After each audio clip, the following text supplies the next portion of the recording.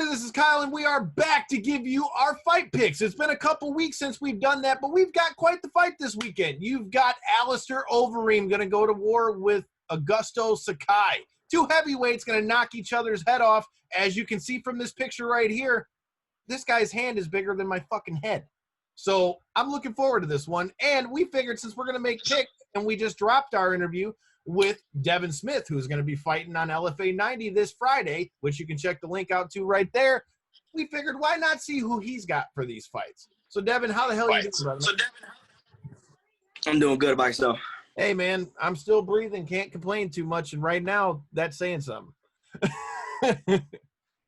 All right. So, Corey, what do you think about these fights we got this weekend, brother? A couple decent ones. Mostly one of those cards that's probably going to outperform what you expect from it, though. All right. So, like he said, there's a lot of kind of random fights out of here. We're gonna talk at length on the co-main event and the main event. Looking down this card, the other fights that kind of stick out to me on this one is somebody that I've really been enjoying watching. I know she's come out here to train at SFS and things like that too.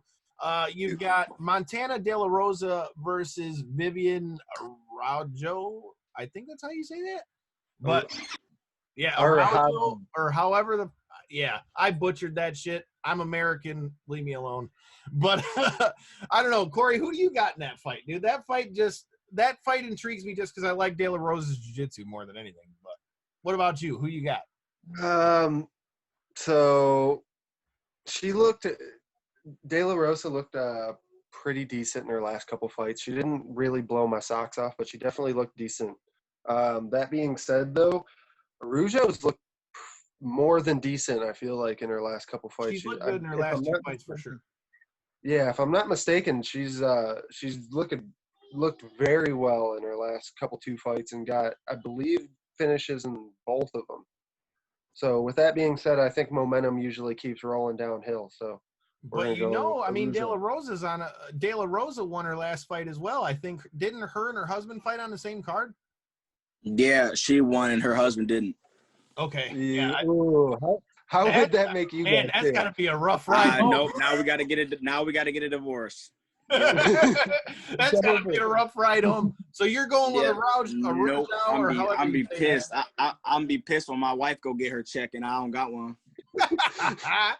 Hey man, so you're going with Araujo in this one. How's she winning it, Corey?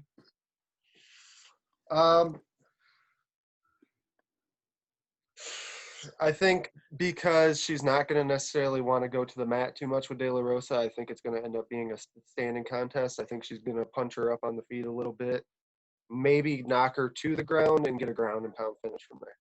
All right. So, Devin, who it is that you got? Hey, listen, I don't know who either of these girls are besides De La Rosa. So I'll go with De La Rosa just because I know who it is. Hey, I'm with you. I'm with you on that one. Like I said, De La Rosa, I've liked a few of her fights. It's why I picked this fight out, just because I'm a fan of her jiu-jitsu. For me, I feel like she's gonna end up finding a way to get this to the ground, and I feel like hey, wait, who's the one that trained at SFS? De La Rosa didn't train there, but she's come down. You know, they brought people in a couple times to train down here, like with. Yeah, then I got the other one. Oh boy! So for those who don't know, Corey, you don't know because I haven't got to have you around through the MMA scene, but yeah, SFS and Murcielago and MTT, they don't like each other too much. A little touch and go there, huh? It's a little touchy situation. Another thing that might be a touchy situation for Mr. Alonzo Menifield is if he lets Ovince St Preiux get a hold of that neck if he holds onto a guillotine too much. So the next fight we're going to talk about, I say the hell with it. We're going to just jump right to the co-main event and talk about Ovince St Preiux versus Alonzo Menifield. I think that's how you say that. Yeah, I got OCP for sure. Okay, so I got to ask you, because Corey asked me about this a lot. I'm a big fan of what OSP's been doing because as somebody who likes the guillotine, I also know that people hold on to guillotines a lot. So explain to Corey why, and for those that are watching this, like, what is it that makes like the Von Flue choke such a hard thing for people to get out of in fights? And What do you think about him catching it that much? I mean, nobody I've ever Well- seen catch it besides Well, him. if you think, and like you said, if you think, people will go for that choke a lot more. But the problem is people don't know about the Von Flue choke. You know what I'm saying? People don't understand that will put somebody to sleep in 8 seconds. You feel what I'm saying? And it's so hard to get out of. And my coach always says the defense to get out of the Von Flue choke is do not get in it. You know what I'm saying? If and the most dangerous part about it, I think, is you're about to get choked until it's already too late. You know what I'm saying? You don't understand that. You can't let go. Right, because you have your arm tucked already, and he don't even need to clasp his hands really like that too much. All he has to do is put weight on it, and it's gonna put go that shoulder in your throat. To your carotid artery. Yeah. Dude, you know, so it's nasty. You don't know that you're in danger. You go from an advantage point to a disadvantage point so quickly with that Von Flue choke, and that's why he catches so many people with it, because he has such long arms. He can reach all the way around and he can lock, and all he has to do is pass. Once he passes, you're cooked. You're going to sleep or you're gonna tap out. You know what I'm saying? Because it's already you're not getting out of that. And that for those that don't know, I only ask that because like people always say, well, oh, he's still got his head, dude. Once that guy's to side control, you can hold on to my head all you want, but it's not. Chill, you're not choking me. All right. Not choking me. There's no threat anymore. And at this point, like he just explained, I like the Von Flue choke a lot. And for a guy that's very long armed like that, it don't take a whole lot for him to get his shoulder into your neck. And once it's in your neck, basically, Corey, for a nutshell, it basically locks your arm in place. There's no way to let go. Once he clasps his arm, and if he's got it locked up, the person that had the guy's head, you will not get out. There's no way to get that arm out after that. Especially with gloves on, yo. Mm-mm. And what's so interesting about the way he does it too is the fact that he actually sets people into it. Like he'll actually put people's arms over top of his own head. He'll give people a guillotine from guard. Yeah, he'll give people a guillotine from guard or half guard. He'll just put his head on the table or on the floor, you know, and yeah, he'll give it away, and people are like, "Oh yeah, let's get out the fight early and do the stupidest freaking technique I could do from top, right? And everybody fight, and nope, and that's. Well, dude, it's like dangling the carrot. It's like, shit, this guy's just giving me his neck, but in reality, he's trying to set you up. I mean, that's that high level of competition you would. He has like three or four of them, doesn't he? Yeah. He's got the most in UFC history by far. Yeah, it's ridiculous because don't nobody else even know about that choke like that because they're so worried about getting out of the guillotine. They panic when they get locked up in the guillotine, and it's like, no, you're not really. I don't want to say you got to be bad, but you like listen. You gotta.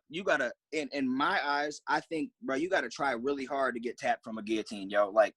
You got to try really hard, and you have to give away some stupid position to get tapped from a guillotine because even off a takedown, I get it. If I shoot a takedown and you catch my neck and pull guard and get it like that, I feel you.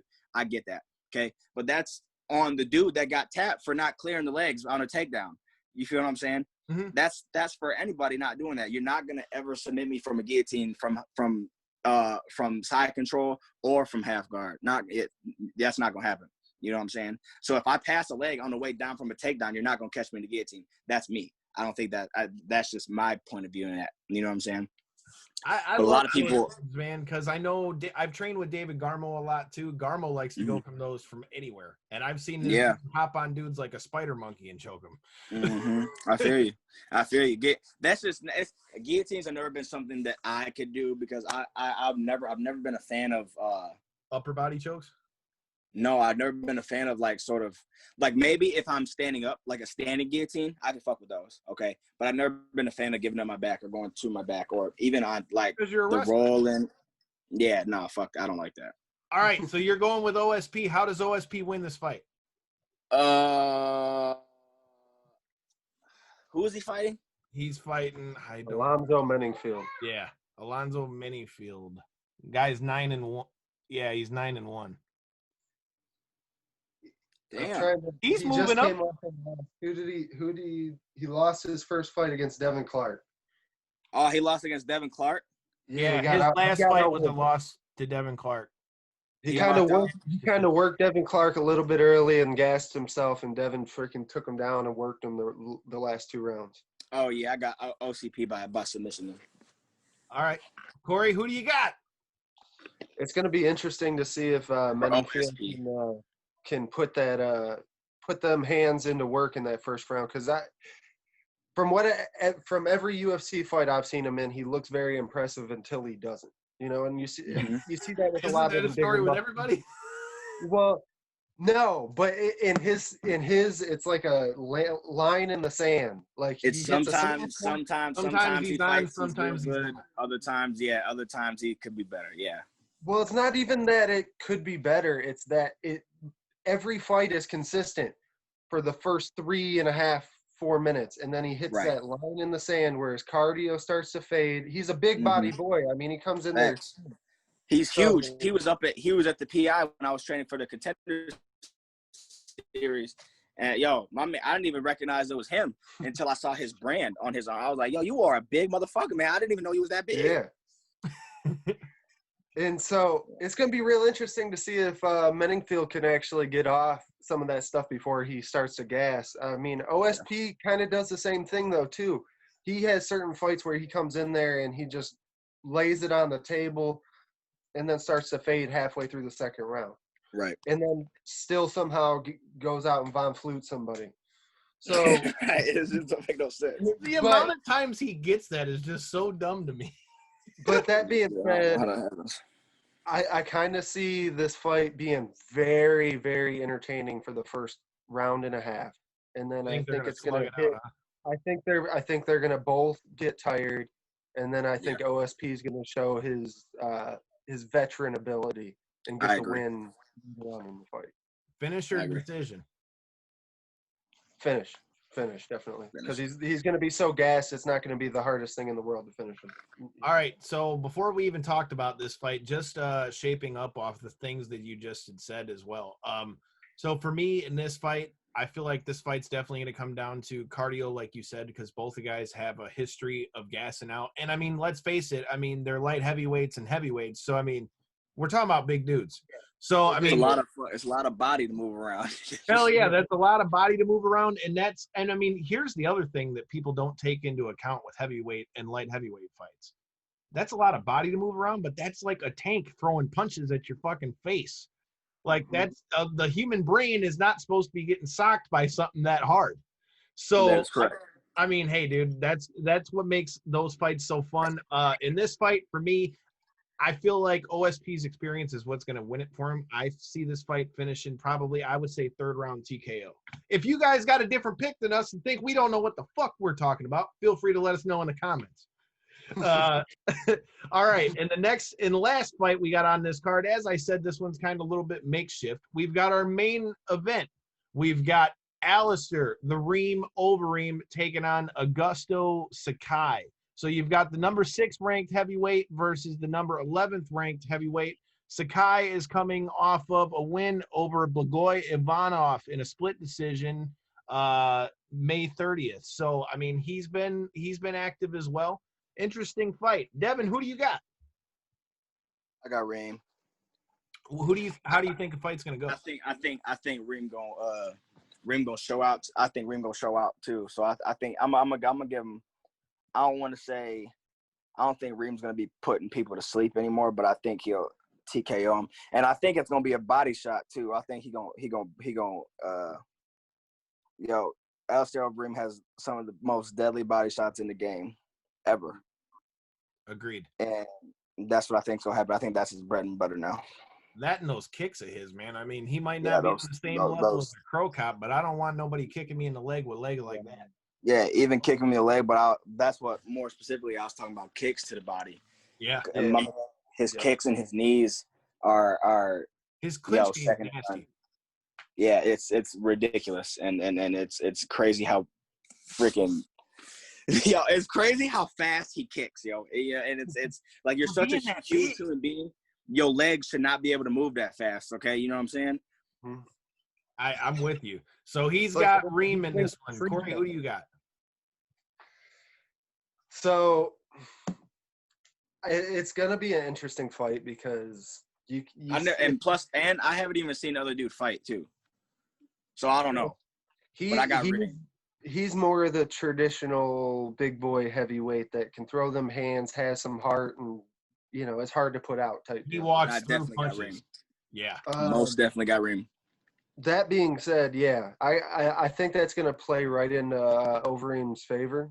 Absolutely. I think he kind of eats up guys like that have the more traditional heavyweight style. Because you can't take his shots like that. You just can't. Not only can you not take his shots like that, he's really good at his footwork is really good. He's really good at working his range, and his range is usually longer because he's such a tall fighter that he incorporates those kicks so well. Everything about it, he's really good. It's just he's getting older in his career. So if that chin does get touched, man, it could change real quick. It could change real quick. Facts. And you see how Francis did his ass. He might not never be the same after that. I know.